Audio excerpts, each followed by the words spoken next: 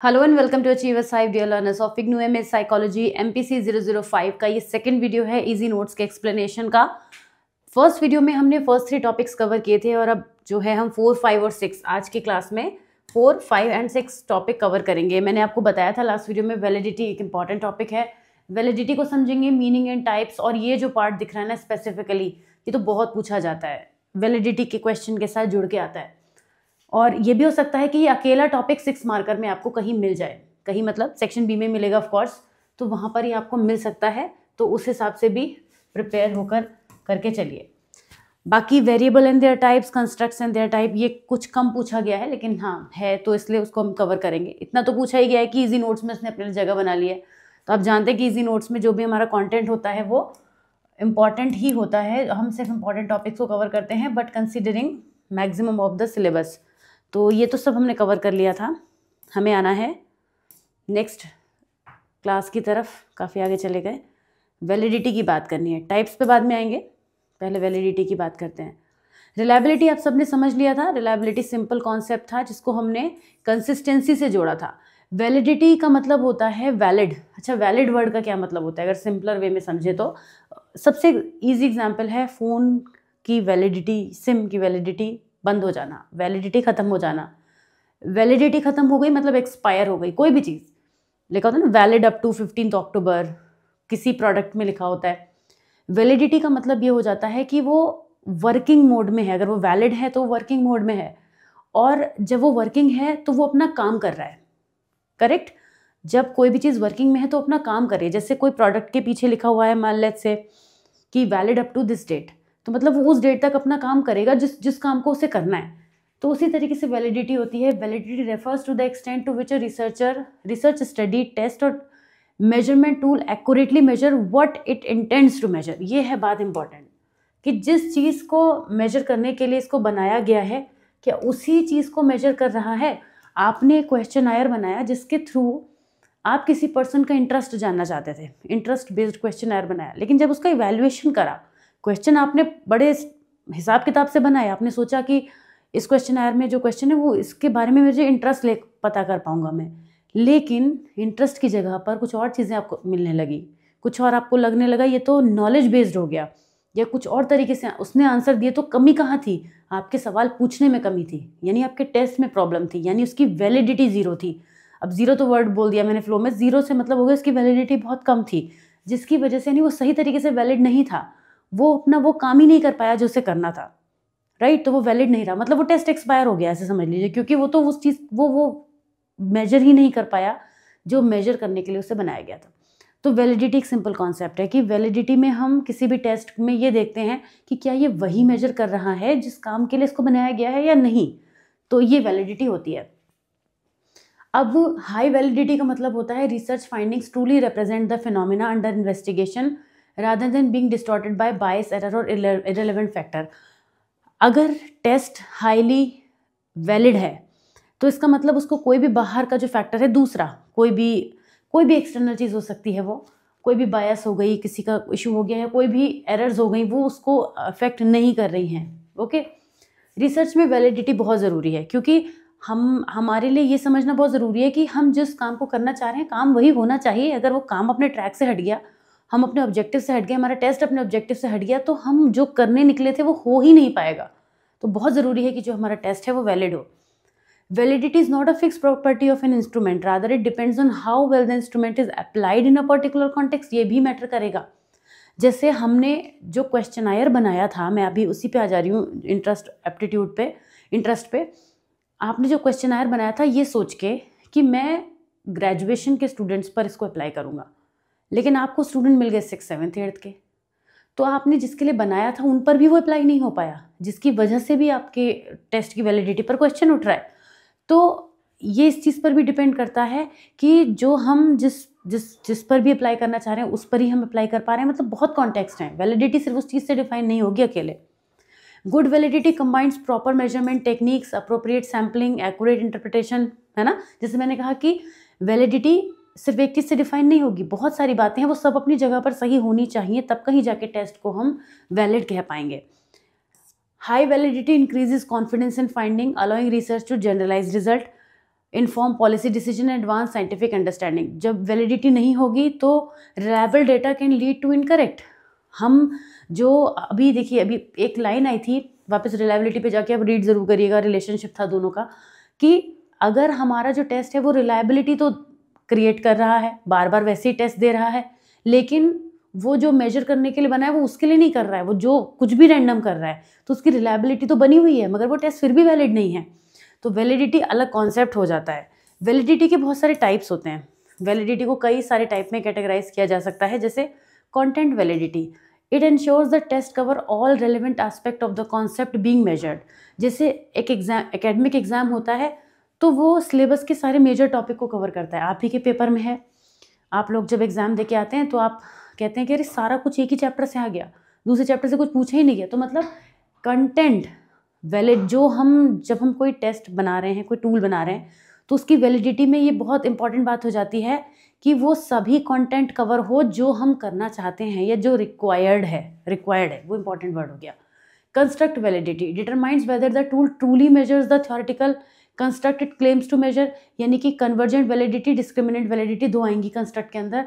Construct का मतलब हो गया कि वो उसके अंदर जो कॉन्सेप्ट कवर होने चाहिए वो थ्योरेटिकल कंस्ट्रक्ट सभी कवर हो रहे हैं या नहीं, राइट। तो ये कहलाती है construct validity.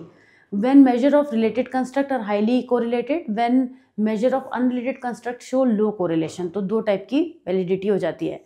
Criterion related validity ये बताता है कि कोई भी मेजरमेंट जो है वो कितना अच्छे से किसी आउटकम को प्रिडिक्ट कर पा रहा है। कंकरेंट और प्रिडिक्टिव वैलिडिटीज़ के दो टाइप होते हैं।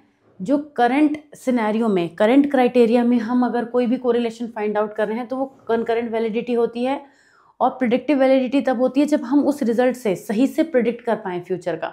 दो तरीके से हो सकता है ना, मतलब जो हमारे टेस्ट स्कोर्स हैं हम उनकी वैलिडिटी को देख रहे हैं तो दो तरीके से देखेंगे कि तो प्रेजेंट में क्या हम निकाल पा रहे हैं और क्या फ्यूचर में भी हम कर पा रहे हैं।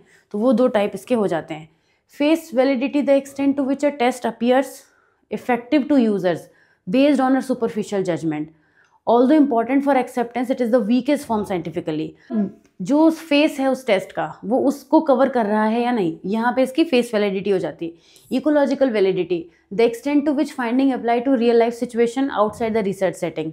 रिसर्च सेटिंग के अलावा भी जो हमारे आउटसाइड वर्ल्ड है उसमें जिस तरीके से वो टेस्ट वैलिड हो पा रहा है वो उसकी वैलिडिटी कहलाएगी। ऐसा ना हो कि जो हमने एक लिमिटेड एनवायरनमेंट बनाया हुआ है जिसको आप कहते हैं कंट्रोल्ड एनवायरनमेंट, उसमें हमारा टेस्ट चल रहा है लेकिन आउटसाइड वर्ल्ड में जाके वो फेल हो जा रहा है, तो वो उसकी वैलिडिटी नहीं होगी। अब कुछ थ्रेड्स होते हैं इंटरनल और एक्सटर्नल वैलिडिटी के, जैसे मैंने आपसे कहा 6 मार्कर में ये पूछ लिए जाते हैं, तो कोई भी एक आ सकता है और कॉन्टिन्यूसली आए हैं, या तो थ्रेड टू इंटरनल आ गया, नहीं तो थ्रेड टू एक्सटर्नल आ गया, या दोनों कंबाइन होके आ गए। तो मतलब रिपीटेडली इतना था ये टॉपिक उसमें, जब मैं वैल्यूएशन कर रही थी चीज़ों का तभी मुझे कॉन्टिन्यूस मिला था, तो इसलिए मैं इसको हाईलाइट कर रही हूँ कि आपको इसको बिल्कुल भी मिस नहीं करना है, ये इंपॉर्टेंट ही मार्क कर लीजिए, ठीक है। Internal validity refers to the extent to which the observed effects in a study can be attributed to the independent variable rather than other factor. यहाँ पे अभी वेरिएबल के टाइप आएंगे जिसमें इंडिपेंडेंट और डिपेंडेंट वेरिएबल की बात होगी, और भी होते हैं वेरिएबल के टाइप, आगे पढ़ेंगे। तो इंटरनल वैलिडिटी क्या होती है? Internal validity refers to the extent to which the observed effects in a study can be attributed to the independent variable rather than other factors. जो इंटरनल वैलिडिटी होती है पहले उसे समझते हैं, फिर थ्रेड्स पे तो बाद में आएंगे।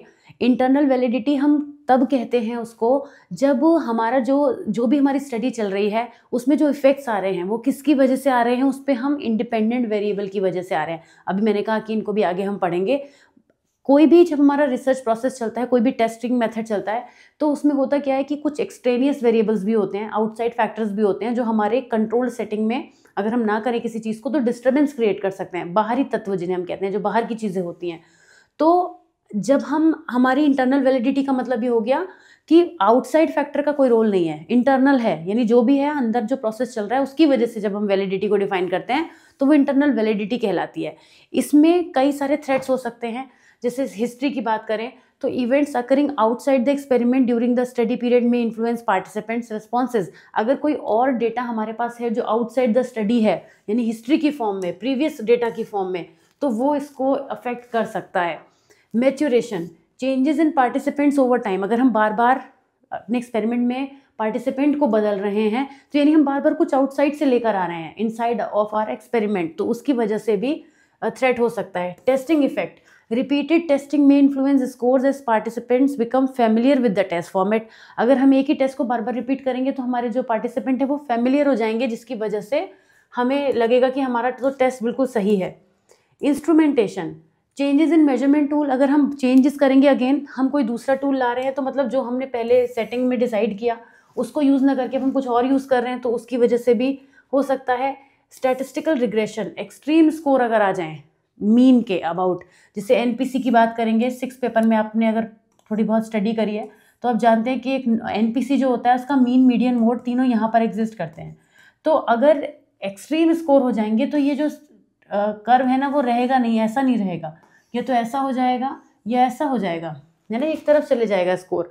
जैसे एक ही क्लास में 100 बच्चों में से अगर मान लीजिए 99 स्टूडेंट्स के 100 मार्क्स आ जाए, लग रहा है ना सुनने में भी वियर्ड, तो ऐसा कुछ उसका ग्राफ बनेगा। उनको जब हम एक ग्राफ की फॉर्म में कन्वर्ट करने की कोशिश करेंगे। Selection bias, systematic differences between group prior to the experiment can distort finding.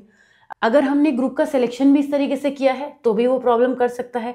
Experimental mortality, loss of participants during the study can skew results if drop outs are not random. कई बार participants के भी study को छोड़ देने की वजह से भी प्रॉब्लम हो सकती है। Interaction effect, for example selection maturation interaction where differences between groups combine with maturation effects to distort results. कई बार ऐसा भी होता है कि इंटरैक्शन इफेक्ट्स की वजह से भी ग्रुप्स के बीच में प्रॉब्लम होती है, जहाँ जिसकी वजह से स्टडी पर ओवरऑल इफेक्ट आता है। एक्सपेरिमेंटर की तरफ से कोई बायस हो रहा है तो बायसनेस होने की वजह से वो तो हो नहीं रहा है जो होना चाहिए, जो कि एक थ्रेट होता है। तो अगर इन थ्रेट्स को मिनिमाइज करने की कोशिश की जाए तो हम बेहतर वैलिडिटी को एक्वायर कर सकते हैं।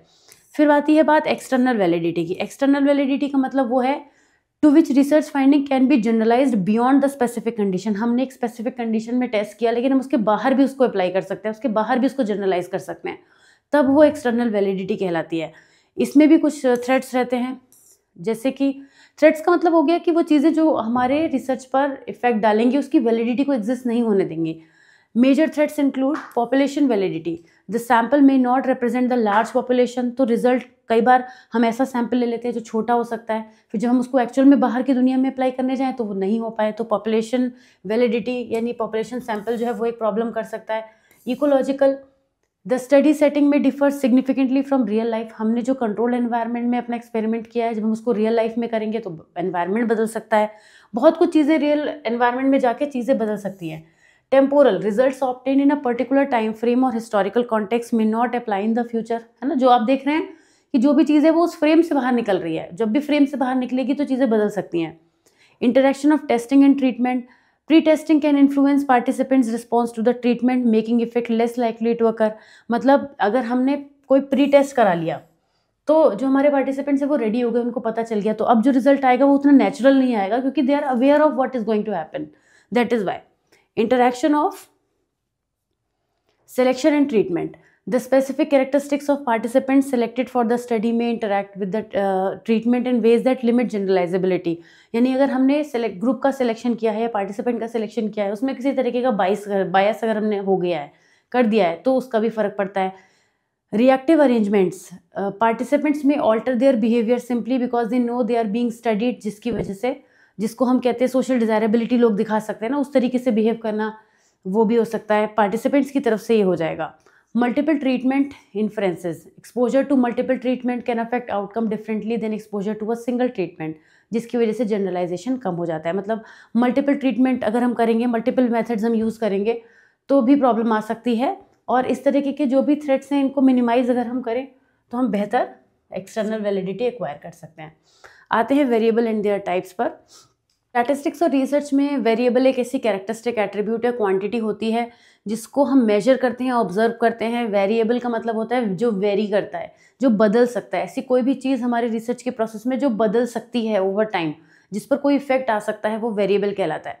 वेरिएबल बहुत सारे टाइप के होते हैं, जैसे अगर हम किसी के फिजिकल क्वांटिटीज़ की बात करें, साइकोलॉजिकल की बात करें, सोशल फैक्टर की बात करें, तो बहुत सारी चीज़ें ऐसी होती है जिनमें चेंजेस आ जाते हैं।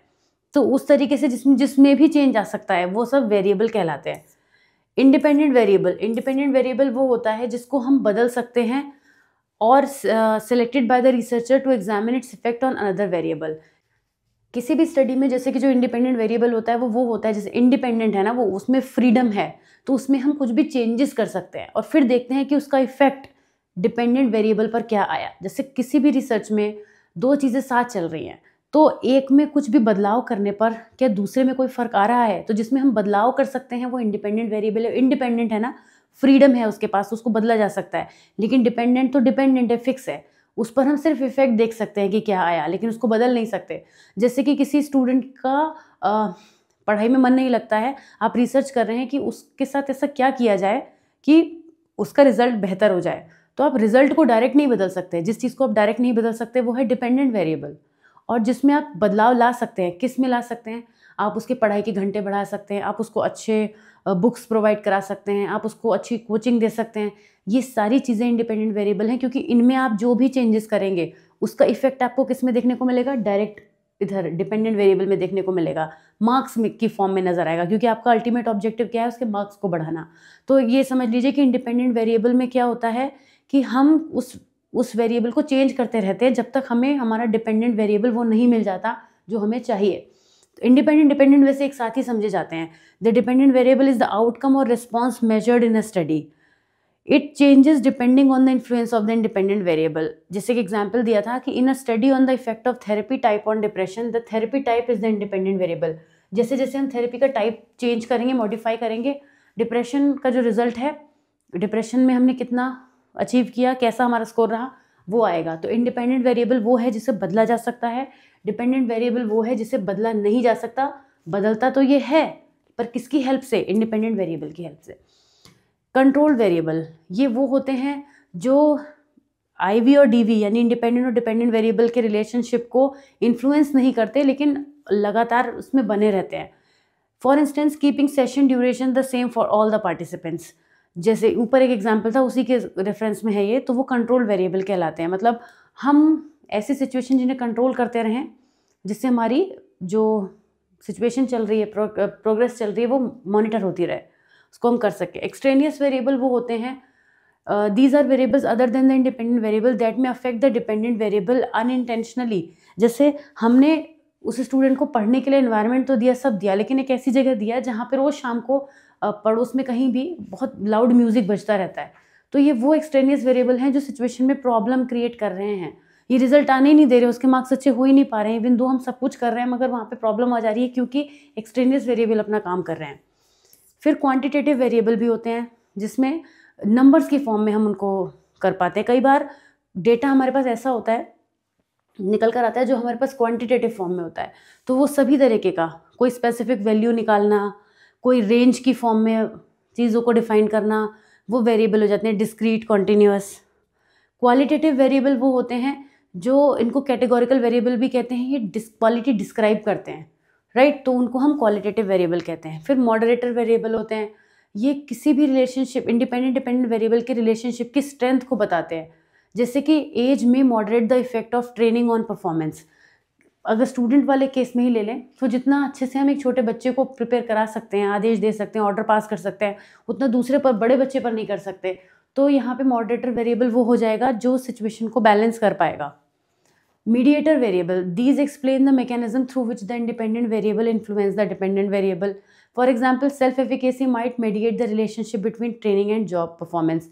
कोई और ऐसा वेरिएबल जो उसको बैलेंस करने में मीडिएशन का काम कर रहा है, वो मीडिएटर वेरिएबल कहलाएगा। बच्चे वाले केस में टीचर हो सकते हैं, टीचर का अलग से मोटिवेशन देना उस सिचुएशन को और बेहतर बना सकता है, पेरेंट्स का मोटिवेशन देना, वो मीडिएटर वेरिएबल कहलाएंगे। तो ये टाइप हैं वेरिएबल्स के। इसके बाद आते हैं constructs and their type. Constructs क्या होते हैं? कंस्ट्रक्ट्स बेसिकली वो कॉन्सेप्ट्स हैं जिनको आप सिंपली डिफाइन कर सकते हैं, इसमें बहुत ज़्यादा मेहनत नहीं लगती है। In research, especially in psychology and social sciences, a construct is an abstract concept or idea that is not directly observable, लेकिन हम उसको इंडिकेटर या बिहेवियर के थ्रू मेजर कर सकते हैं। कोई चीज़ कितनी अच्छी है, बुरी है, नेगेटिव है, पॉजिटिव है, हाई है, लो है, ये बताना ही कंस्ट्रक्ट होते हैं। उनके डिफरेंट टाइप भी होते हैं। यहाँ से देखते हैं कि एग्जाम्पल भी दिया है, construct represent theoretical concept such as intelligence, motivation. Theoretical form में ये नज़र आते हैं कंस्ट्रक्ट जो होते हैं, और ये एसेंशियल होते हैं क्योंकि रिसर्चर को बताते हैं कि कोई भी ह्यूमन बिहेवियर पे जो हम वर्क कर रहे हैं, साइकोलॉजी में तो हम इन बिहेवियर पर ही कर रहे होते हैं, तो उसमें डिफाइन करने के लिए हमें ज़रूरत पड़ती है। जैसे हमने स्कोर निकाले, सब कुछ करा, हमने पूरी टेस्ट करा, उसमें हमने वेरिएबल्स पर वर्क करा, लास्ट में हमें पता चला कि उस पर्सन का जो IQ है वो इतना आया और वो जो पर्सन है उसका एवरेज IQ है, तो एक वो पर्सन जो है वो बिलो एवरेज से बिलो आया, तो हमने कहा वो पर्सन उतना इंटेलिजेंट नहीं है। तो ये जो हम बता पा रहे हैं ना, लास्ट में समरी दे पा रहे हैं, वो कंस्ट्रक्ट कहलाते हैं। अब ये डिफरेंट तरीके से हो सकते हैं, सिंपल कंस्ट्रक्ट हो सकते हैं, कॉम्प्लेक्स हो सकते हैं। ये सिंगल डायमेंशन बताते हैं किसी भी कॉन्सेप्ट की, मतलब जब हम उसकी बात कर रहे हैं तो उसको ऊपरी ऊपरी तौर पे समझा जाए, उसमें कुछ कॉम्प्लेक्सिटी नहीं है। हमने कहा कि हाइट और reaction time, self confidence when measured in a straight forward manner, एकदम स्ट्रेट अवे, कुछ भी मैनिपुलेटिव नहीं है, तो वो सिंपल कंस्ट्रक्ट हो गए। सिंपल मतलब जैसे हमने कहा कि वो इंटेलिजेंट है, बिलो एवरेज है उसका, तो वो हमने कहा वो सिंपल हो गया। कॉम्प्लेक्स क्या होंगे, इसमें मल्टीपल डायमेंशन होंगे। जैसे हमने कहा इंटेलिजेंस के बारे में बात करी, उसको और डिफाइन करा, तो उसमें वर्बल रीजनिंग, हमने कहा कि वो पर्सन बहुत इंटेलिजेंट है, उसके मल्टीपल हमने डायमेंशन को साथ में जोड़ दिया, तो कॉम्प्लेक्स कंस्ट्रक्ट हो जाएगा। अब इंटेलिजेंस के ही केस में हम नंबर के फॉर्म में डिफाइन कर रहे हैं तो वो सिंपल हो गया, लेकिन जब उस इंटेलिजेंस के अंदर मल्टीपल डायमेंशन का यूज़ करेंगे तो वो कॉम्प्लेक्स हो जाएगा। डिफाइन करने के तरीके से ही बदलेगा, सिंपल या कॉम्प्लेक्स। यूनिडायमेंशनल, जब हम किसी भी एक एस्पेक्ट के किसी एक ही डायमेंशन को मेजर कर रहे हैं, जैसे हमें पता है मैथ्स है, साइंस है, इंग्लिश है, इनके अंदर वेराइटी ऑफ डायमेंशंस हो सकती हैं, लेकिन हमारा क्या है, हम एक ही डायमेंशन को मेजर कर रहे हैं, हम स्पेसिफिक हैं कि हम ट्रिग्नोमेट्री करा रहे हैं, हम इस पर्टिकुलर चीज़ को मेजर करना चाह रहे हैं, तो वो कहलाएगा हमारा यूनिडायमेंशनल। और मल्टी डायमेंशनल में क्या हुआ, हमने एक ऐसा टेस्ट दिया बच्चे को, बच्चा तो खैर किसी पे भी, वो कोई भी टेस्ट हो सकता है किसी भी सिचुएशन में, हमने जिस पर्सन पे टेस्ट किया हमने देखा कि उसका सोशल लेवल पर भी ये है, हमने देखा वो इमोशनल लेवल पर ऐसा है, मतलब एक ही चीज़ से हमने कई सारे, जब हमने डायमेंशन निकाले, कंस्ट्रक्ट निकाल लिए, तो वो मल्टी डायमेंशनल हो जाते हैं। कॉन्क्रीट कब होते हैं, these have tangible directly measurable indicator, जैसे कि नंबर ऑफ आवर्स स्टडीड और अटेंडेंस रेट, तो ये कॉन्क्रीट कंस्ट्रक्ट कहलाते हैं। इसमें इस तरीके के एग्जाम्पल होते हैं। एब्स्ट्रैक्ट में क्या होगा, happiness, personality trait, social capital, ये एब्स्ट्रैक्ट हो गए, जहाँ पर हम थोड़ा सा थ्योरेटिकल ज़्यादा हो जाते हैं। ओके, नंबर की फॉर्म में चलते हैं तो कॉन्क्रीट, और क्वालिटेटिव में चलते हैं तो एब्स्ट्रैक्ट हो जाते हैं। हायर ऑर्डर कंस्ट्रक्ट क्या होते हैं, these are overarching concepts formed by combining several related lower level construct. Academic success may be formed by GPA, course completion, तो ऐसे कंस्ट्रक्ट जो अपने अंदर बहुत सारे डिफरेंट कंस्ट्रक्ट को इंक्लूड करके चलते हैं वो हायर ऑर्डर कहलाते हैं। तो कुल मिला के ये कंस्ट्रक्ट का टॉपिक है, सिंपल है, इसलिए मैंने आपको बोला बहुत इजीली कवर हो जाएगा। नेक्स्ट टॉपिक है हमारा गुड हाइपोथेसिस के बारे में। सिंपल टॉपिक है, पूछा बहुत जाता है, लॉन्ग का क्वेश्चन है, नेक्स्ट वीडियो में कवर करेंगे। आज का वीडियो कैसा लगा ज़रूर बताइएगा। मिलती हूँ नेक्स्ट वीडियो में। Take care of yourself, bye bye.